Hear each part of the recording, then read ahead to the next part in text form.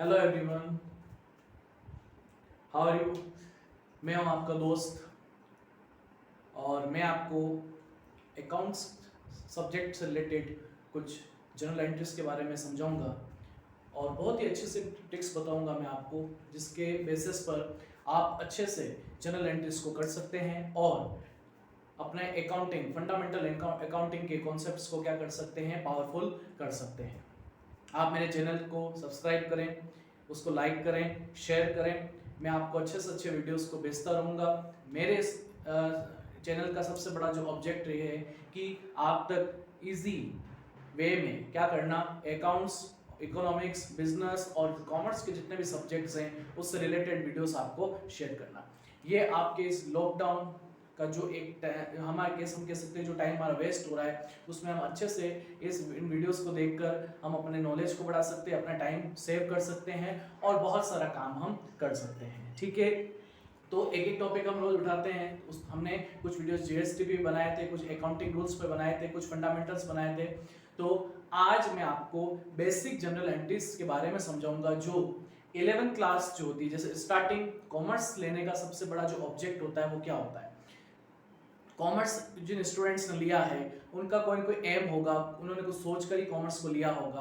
Commerce में बहुत सारे स्कोप्स हैं, जैसे सीए है, सीएस है, एमकॉम कर सकते हैं, बीकॉम कर सकते हैं, या आप एमबीए कर सकते हो। आप बहुत सारे ऐसे एग्जाम्स, गवर्नमेंट एग्जाम्स, बैंक्स के exam, insurance, share market, finance, marketing, जिसमें आप क्या कर सकते हो, अपना we can say net career बना सकते हो। तो ऐसे बहुत सारे एरिया है, स्कोप्स हैं, और कॉमर्स का फील्ड डे बाय डे क्या हो रहा है, इंक्रीज हो रहा है। तो आज हम सबसे पहले जब कॉमर्स का जो फंडामेंटल जब स्टार्ट होता है, तब सबसे पहले अकाउंट्स के अंदर जो है क्या सिखाई जाती है, जनरल एंट्रीज सिखाई जाती है।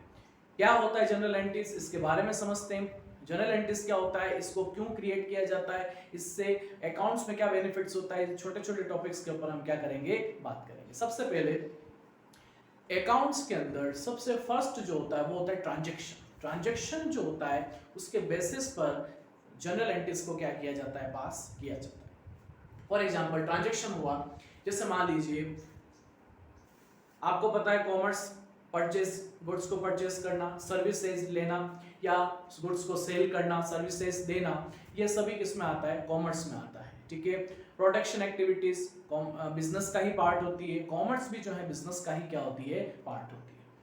आप समझना ध्यान से, जैसे ट्रांजैक्शन होगा, ट्रांजैक्शन के बेसिस पर उसको बुक करना बहुत जरूरी होता है।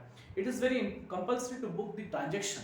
उस ट्रांजैक्शन को बुक करना पड़ता है, क्योंकि लॉन्ग टर्म तक हमको मेमोराइज रहता है कि हमने क्या ट्रांजैक्शन किया है। समझ में आ गया। तो आपको इस चीज का ध्यान रखना चाहिए कि ट्रांजैक्शन को बुक करना वेरी इंपॉर्टेंट। तो चलिए सबसे पहले हम कुछ ऐसे ट्रांजैक्शंस लेते हैं और अकाउंटिंग रूल्स को क्या करते हैं, उसके ऊपर अप्लाई करते हैं। इससे पहले वाली मैंने जो वीडियो बताई थी उसके अंदर मैंने आपको बताया था कि अकाउंट्स के कुछ फंडामेंटल्स क्या होते हैं, प्रिंसिपल्स होते हैं, फंडामेंटल रूल्स होते हैं, जिसको क्या करना पड़ता है, फॉलो करना पड़ता है। अब देखिए साइड्स की बात करें तो सबसे पहले देखिए असेट्स जो होती है, असेट्स ऑलवेज क्या होती है, डेबिट नेचर की होती है। कौन से नेचर की होती है, डेबिट नेचर की। लायबिलिटीज क्रेडिट नेचर की होती है। असेट्स डेबिट नेचर की होती है, लायबिलिटीज क्रेडिट नेचर की होती है, एक्सपेंसेस जो हैं वो डेबिट नेचर के होते हैं, और इनकम जो होती है वो कौन से नेचर की होती है, क्रेडिट नेचर की होती है। कभी भी अकाउंट्स में जनरल एंट्री स्टार्ट करो, सबसे पहले इन 4 पॉइंट्स के ऊपर आप बात करें कि असेट्स क्या होती है, लायबिलिटीज क्या होती है, एक्सपेंसेस क्या होते हैं, और इनकम क्या होता है। असेट्स का मतलब क्या होता है, जिसको हम इन्वेस्ट कर रहे हैं अपने बिजनेस के अंदर, जैसे फर्नीचर, मशीनरी, लैंड, बिल्डिंग, ये सब क्या है, असेट्स है। जिसमें करंट असेट्स भी हो सकती है जो 1 ईयर के लिए हो सकती है, या फिक्स असेट्स भी हो सकती है, या जो मोर देन 1 ईयर के लिए हो सकती है। 1 ईयर के लिए भी हो सकती है। अगर लेस देन 1 ईयर के लिए तो करंट असेट्स है, और मोर देन 1 ईयर के लिए इन्वेस्ट कर रहे हो तो क्या कौन सी असेट्स हो जाएगी, वो लॉन्ग टर्म असेट्स हो जाएगी। इसका मतलब क्या हो जाएगा, वो फिक्स असेट्स हो जाएगी, जिसको इन्वेस्टिंग एक्टिविटी के बेसिस पर क्या किया हमने, उसको परचेस किया है। लायबिलिटीज, जिसको हमको क्या करना है, पे करना है। ठीक है, जैसे लायबिलिटी, हमारी लायबिलिटी बनती, मैंने अगर कोई क्रेडिट पे गुड्स लिया है या मैंने बैंक से लोन लिया है, तो इसका मतलब क्या हो रहा है, मेरी लायबिलिटी जनरेट हुई है। और जहां पर लायबिलिटी जनरेट होती है उसका नेचर क्या होता है, हमेशा क्रेडिट नेचर होता है। एक्सपेंसेस, जितने भी एक्सपेंसेस करोगे, जैसे आप टेलीफोन बिल्स पे कर रहे हो, इलेक्ट्रिसिटी बिल पे कर रहे हो, वाटर बिल पे कर रहे हो, सैलरी पे कर रहे हो, रेंट दे रहे हो, ये सभी क्या है, एक्सपेंसेस में आते हैं। इनकम, आपको जो इनकम पैसा आ रहा है, यानी जो इनकम इनफ्लो है वो इनकम है, और जो आउटफ्लो है वो क्या हो जाएगी, एक्सपेंसेस हो जाएगा। तो इनकम में देखिए जैसे कमीशन रिसीव्ड हुआ, सैलरी रिसीव्ड हुई, रेंट रिसीव्ड हुआ, ठीक है, या हम कह सकते हैं डिस्काउंट रिसीव्ड हुआ, तो ये सब किस में आ जाएगा, आपका इनकम का पार्ट बनेगा। ठीक है, सबसे पहले इन चारों पॉइंट्स को ध्यान में रखें और इसके बेसिस पर क्या करें, इनका नेचर डिफाइन करें। ये डेबिट नेचर, क्रेडिट नेचर, ये डेबिट नेचर और ये क्रेडिट नेचर। कुछ नहीं है, अकाउंट्स बहुत सिंपल सब्जेक्ट है, खाली आपको फंडामेंटल्स स्टार्टिंग का समझ में आ जाएगा तो धीरे धीरे आप ट्रांजैक्शन के बेसिस पर एंट्रीज को क्या कर सकेंगे, पास कर लेंगे। ठीक है, अब देखिए कुछ एंट्रीज पास करते, मैं आपको कुछ फंडामेंटल एंट्रीज बता देता हूं जिससे आपका क्लियर हो जाएगा। देखिए जैसे मैं आपको डायरेक्ट एंट्री बताता हूं, जैसे फर्स्ट है जैसे goods purchase from Ram, goods purchases from Ram ₹10,000 on credit. रटना नहीं, किसी भी चीज को एंट्री को रटना नहीं, पहले ट्रांजैक्शंस को ध्यान से समझो। गुड्स आपने क्या किया, परचेज किया, किससे परचेज किया, राम से परचेज किया। कितने का परचेज किया, 10,000, और ये क्या है, क्रेडिट। किस पर परचेज किया, क्रेडिट पे। कैश पर भी परचेज कर सकते हैं और क्रेडिट पर भी क्या कर सकते हैं, उसको परचेज कर सकते हैं। सिंपल तरीके से इस ट्रांजैक्शन को देखना कैसे करेंगे, यहां से स्टार्ट करो। सबसे पहले गुड्स परचेज, तो सबसे पहले एक अकाउंट इफेक्ट होता है, वो होता है परचेसेस अकाउंट, जिसको हम स्टॉक डिफाइन कर सकते हैं। कौन सा अकाउंट डिफाइन कर सकते हैं, स्टॉक अकाउंट डिफाइन कर सकते हैं। फिर है राम। अब देखिए आपने क्रेडिट पे गुड्स को परचेस किया है, क्रेडिट पे अगर गुड्स परचेस कर रहे हो तो लॉन्ग टर्म तक उस क्रेडिटर को मेमोराइज रखना, माइंड में रखना जरूरी है, क्योंकि आपको उसको क्या करना है, पेमेंट करना है। आपको पेमेंट करना है इन फ्यूचर, तो आपको उसको स्टैंड करके रखना पड़ेगा क्रेडिटर को, किसको हमको क्या करना है, पेमेंट करना है।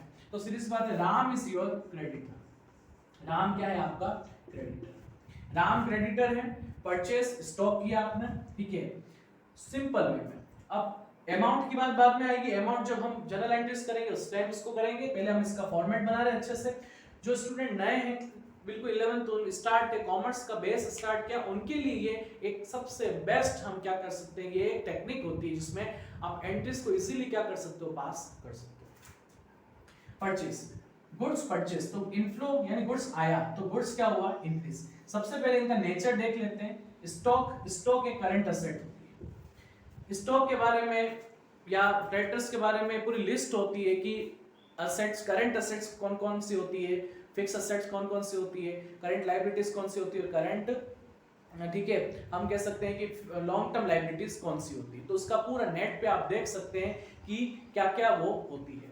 ठीक है, जैसे परचेज स्टॉक क्रेडिट, ठीक है, डेबिट। स्टॉक क्या है, करंट असेट्स, और असेट्स का नेचर क्या होता है, डेबिट।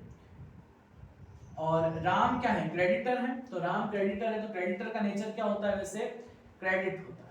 क्रेडिटर का नेचर क्या होता है, क्रेडिट, क्योंकि ये हमारी लायबिलिटी, लेकिन यहाँ लायबिलिटी क्या हो रही है, इंक्रीज।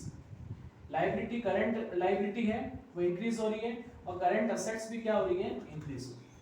करंट असेट्स मतलब स्टॉक हमारा इंक्रीज हो रहा है क्योंकि परचेस कर रहे हैं, और राम क्रेडिटर है तो क्रेडिटर्स भी इंक्रीज हो रहे हैं क्योंकि हमारे पेबल्स क्या हो रहे हैं, इंक्रीज हो रहे हैं, क्रेडिटर्स हमारे इंक्रीज हो रहे हैं। तो ये इंक्रीज होने पर क्या करेंगे, लायबिलिटीज को डेबिट करते हैं, क्रेडिट करते हैं।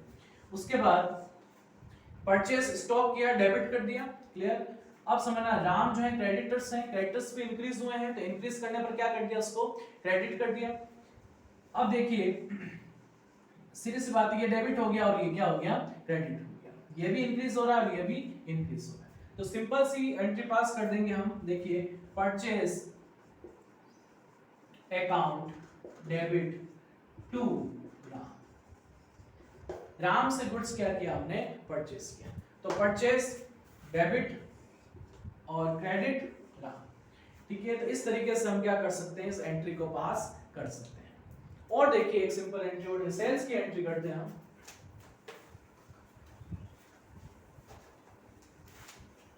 देखिए सेल्स की एंट्री करेंगे, नंबर 2 गुड्स सोल्ड टू शाम।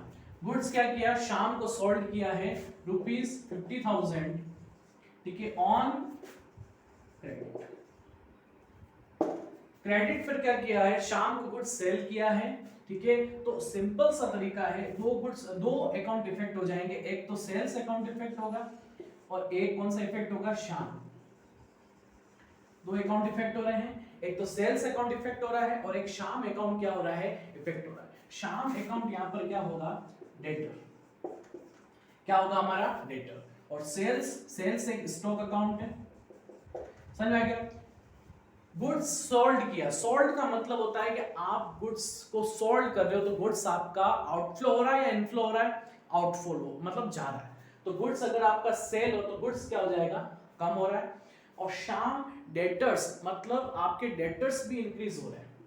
क्यों, क्योंकि इन फ्यूचर वो शाम क्या करेगा, आपको अमाउंट पे करेगा। क्यों, क्योंकि आपने उसको क्रेडिट पर गुड्स क्या किया है, सेल किया है। समझ में आ गया। डेटर्स की बात हो गई। अब यहाँ पर डेटर्स भी इंक्रीज हो रहे हैं, सेल्स भी क्या हो रहा है, डिक्रीज हो रहा है, क्योंकि स्टॉक जा रहा है। तो सिंपल सी बात है, स्टॉक क्या है, करंट असेट्स, और शाम डेटर्स भी क्या होते हैं, करंट असेट्स। अब करंट असेट्स यानी असेट्स अगर इंक्रीज होती है तो डेबिट, और असेट्स अगर डिक्रीज होती है तो क्रेडिट। ये रूल रहता है अकाउंट्स में, क्या रहता है, ये रूल रहता है। असेट्स अगर इंक्रीज होती है तो डेबिट, असेट डिक्रीज होती है तो क्या होती है, क्रेडिट होती है। देखिए, करंट असेट्स डिक्रीज हो रही है तो क्रेडिट, और डेटर्स इंक्रीज हो रहे तो डेबिट। सिंपल सा तरीका, हमने ये रूल क्या किया, यहाँ पर अप्लाई कर दिया। और इजी वे में हम क्या करेंगे, इस एंट्री को यहाँ पास कर लेंगे। तो Shyam account debit, Shyam account debit to sales, Shyam account debit to sales, debit Shyam, और क्रेडिट क्या हो जाएगा, सेल्स अकाउंट क्रेडिट हो जाएगा। है ना सिंपल, कितना सिंपल है। देखो, आप जिन चीजों को टफ समझते हो अकाउंट्स के अंदर, कि जनरल एंट्रीज कैसे करते हैं, क्या प्रॉब्लम इसके अंदर आ रही है, तो उसको इजी गोइंग हम उसको इजीली क्या कर सकते हैं, एंट्रीज को पास कर सकते हैं, नो प्रॉब्लम। बिल्कुल इजी तरीके से आप कोई सी भी एंट्री उठाइए अकाउंट्स के अंदर, कोई सी भी एंट्री लीजिए, अच्छे से आप क्या कर सकेंगे, उसको पास कर सकेंगे। अब जैसे देखिए, एक और मैं अच्छे से एंट्री करता हूं। जैसे मान लीजिए सैलरी पेड, सैलरी पेड, ठीक है, इन कैश।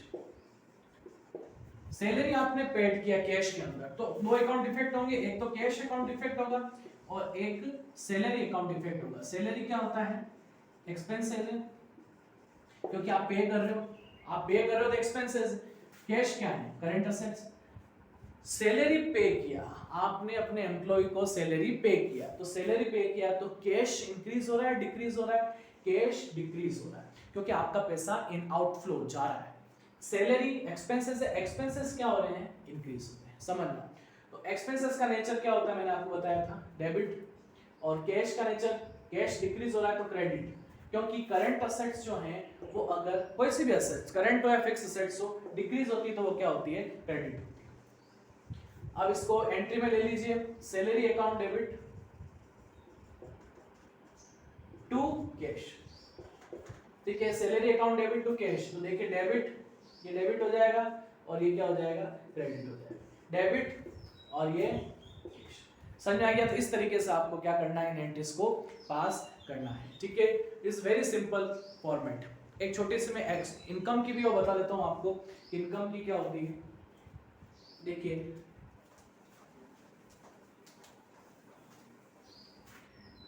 देखिए ध्यान से, इनकम की देख लीजिए, ये इनकम की है,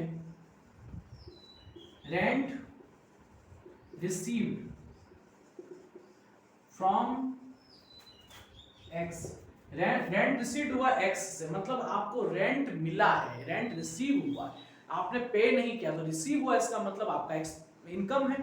तो इनकम में दो अकाउंट इफेक्ट होंगे, एक तो कैश में हुआ है, तो कैश में हुआ है तो एक तो कैश अकाउंट इफेक्ट होगा और एक रेंट अकाउंट इफेक्ट होगा। रेंट हमारे लिए क्या है, अभी इनकम है, रेंट हमारे लिए क्या है, इनकम है। तो कैश हमारा इंक्रीज हो रहा है और रेंट इनकम भी हमारी क्या हो रही है, इंक्रीज हो रही है। रेंट आ रहा है, इनफ्लो है तो भी इंक्रीज हो रहा है कैश, और रेंट रिसीव हो रहा है तो इनकम भी हमारी क्या हो रही है, इंक्रीज हो रही है। तो कैश क्या है, करंट असेट्स है, और ये क्या है, इनकम है। इनकम अगर इंक्रीज होती है तो क्या होती है, हमेशा क्रेडिट, और करंट असेट्स इंक्रीज होती है तो क्या होती है, डेबिट। तो सिंपल वे में देख लीजिए कि ये देखिए, इसको हम करेंगे डेबिट और इसको हम करेंगे क्रेडिट। तो एंट्री क्या हो जाएगी, cash to rent, cash to rent. समझ में आ गया, क्रेडिट क्या हो रहा है, रेंट, और डेबिट क्या हो रहा है, कैश। तो इस तरीके से हमको क्या करना है, एंट्रीज को पास करना है। चाहे आप दुनिया की कोई सी भी एंट्री ले लो, अकाउंट्स की एंट्री ले लो, आप इन रूल्स के हिसाब से अगर फॉलो करेंगे इन रूल्स को, तो easily you can make a best entry. Clear, आप एंट्री बना सकते हैं एंड अपने नॉलेज को बढ़ा सकते हैं। ठीक है, तो आप इस चैनल के साथ जुड़िए, इस चैनल को सब्सक्राइब कीजिए, अच्छे से देखिए, मैं आपको अच्छे से अच्छे वीडियोस को भेजता रहूंगा। Best of luck for everyone. ठीक है, मैं जितनी होगी उतनी कोशिश आपको करूंगा। आप प्लीज़ मेरे को सपोर्ट कीजिए, मेरे को सब्सक्राइब कीजिए और मेरे को सर्कुलेट कीजिए। मैं जितना होगा उतना आपको नॉलेज प्रोवाइड करता रहूँगा। Thank you so much.